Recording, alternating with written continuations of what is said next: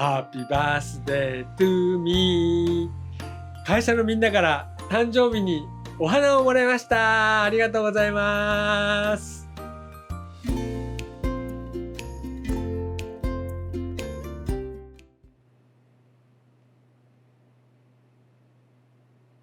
こんにちは。全世界1000万人以上が学んだ超越瞑想を教えている誕生日の森正也です。ご視聴ありがとうございます。先週に続いて教育に関する科学的な研究データを紹介します。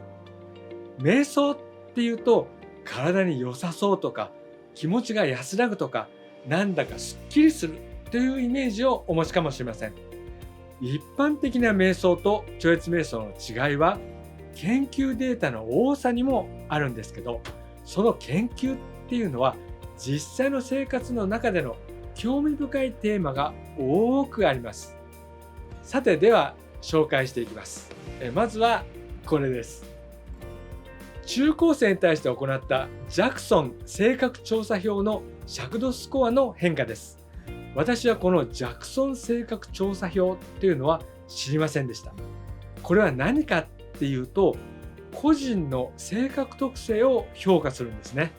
個人の行動の傾向や態度などを測定しているそうです。例えば外向性っていうのは社交性や活動的であるかどうかということです。ここはちょっと判断が難しいかもしれません。この実験にあれこれ言うわけではないんですけど、私自身が社交性がいいとは言えませんし、活動的なことがいいのかどうかは分かりません。それなので、それがいいとか良くないとかっていう判断ではないということだとは思います。超越瞑想を実践している学生は社交的だったり活動的になりましたよっていうことです。学校に通っている学生が対象ですから、友達との関係が良くなったっていう感じでしょうか。ここには書いてないんですけど、他の指標としては感情性、勤勉性、開放性、協調性というそれぞれの尺度があるそうです。それを数値化したものがこのグラフです。ジャクソン性格調査表は個人の性格特性や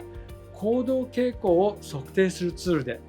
心理学や人事管理の分野で知られている性格評価ツールということです。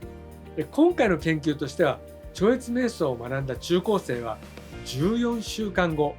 対象グループの生徒と比較するとスコアが良かったようですね。ただ、そうですね、こういうことを言っていいのか分かりませんけど、超越瞑想を実践している人が他の比べて良さそうに見える研究に見えると思います。確かにその通りなんですけど、一般的に超越瞑想を学んでいる人が全てそうだというわけではないと思います。超越瞑想を実践していない人でも素晴らしい人はたくさんいます。比較するのは自分自身だというふうに見ていただいた方がいいと思います。もし超越瞑想を実践すると、あなたはこうなる可能性がありますよということです。そしてもしこうなりたくないと思った時には、そうはなりません。人生はあなたが主人公、あなたが運転手です。どこに行くにも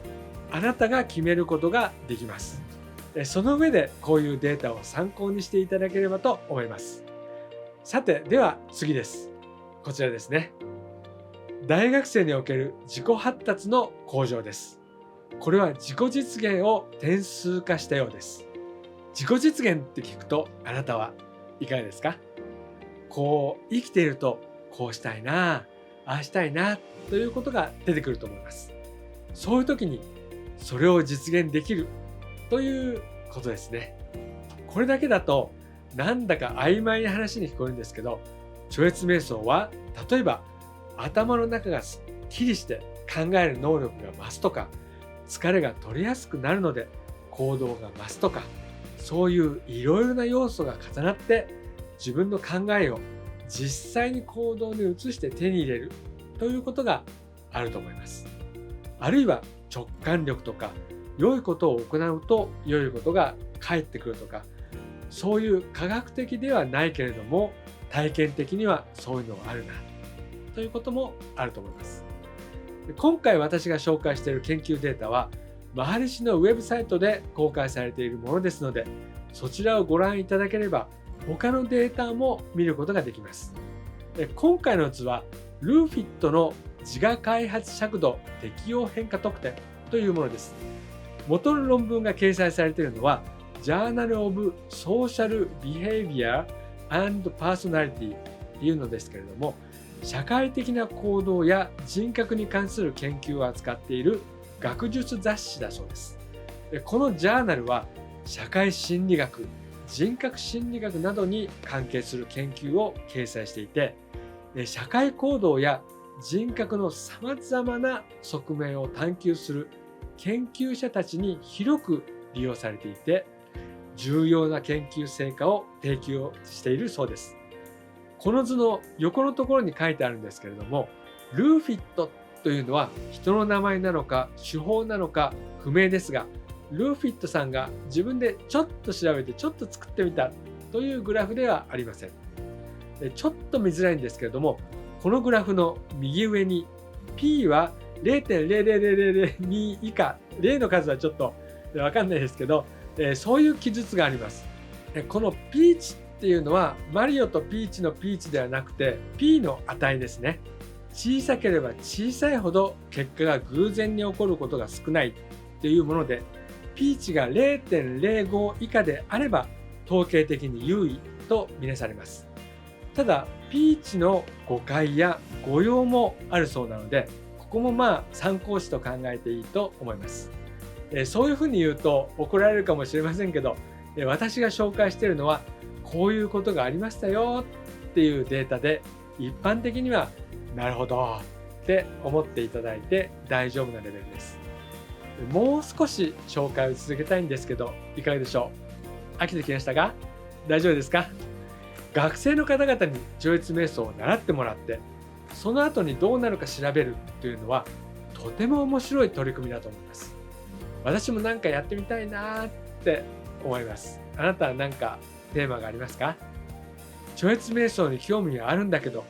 本当に効果があるのかな、どうかなっていう時に、例えば自分の困っている問題が解決されるとか、趣味の分野がもっと上手になるとかっていう研究があると興味深いですよね。例えば魚釣りでたくさん釣れるとか、釣れなくても気分はいいとか、囲碁や将棋で勝てるとか、そういえばクオンタムゴルフという超越瞑想を学んだ人のゴルフの本もありました。私のゴルフには参考にならなかったかな。スコアは150ぐらいですからね。カウンターをこう手につけて数えてたんですけど、打った数が分からなくて、分かんない時には1回か2回ぐらい足しておけば怒られないかなって単純に考えてたんですけども、ブービー賞のこともあるから正確にカウントするようにって言われました。とにかくあっち打ってこっち打ってみんなに迷惑をかけないようにこう走ってボールのところに行ってすぐ打ってっていうんで、もうすっごい大変です。ゴルフは体力が必要ですと言ってるうちに時間が過ぎてしまったので、今日はあと一つだけ紹介します。はい、こちらです。これは他人をより理解する能力の増大を示すものです。超越瞑想を実践している大学生は対象グループの大学生と比較すると、両親や配偶者などの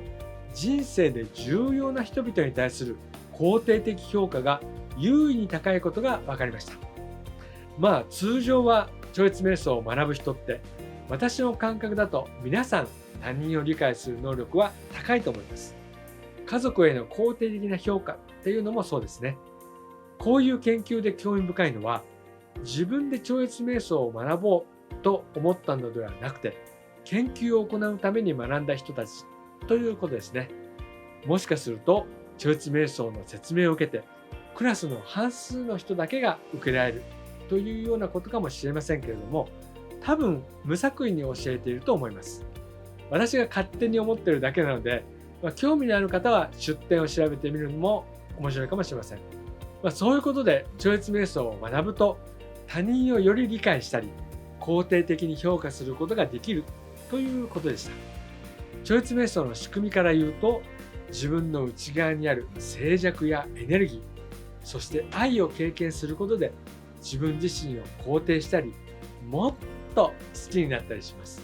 そうなると他人に対しても優しくなったり、理解しようとする傾向があるのだろうと思います。ちなみにこういう研究データはまだまだたくさんあるので紹介したいんですけど、こればっかりだと興味のない人には面白くないんで、たまに気が向いた時に発表するようにします。はい、今日の動画は以上です。チャンネル登録やいいねで応援してくださるととても嬉しいです。もし超越瞑想の興味を持たれた方は、お近くの瞑想センターで無料な説明会が随時行われていますので、ぜひご参加いただければと思います。またすでに超越瞑想を学ばれている方は、瞑想のチェッキングを受けるのもいいと思います。皆様のお役に立てるように、また皆様が楽しく過ごせるような動画を作っていこうと思います。本日もご視聴いただき感謝いたします。ありがとうございました。ジャイグルです。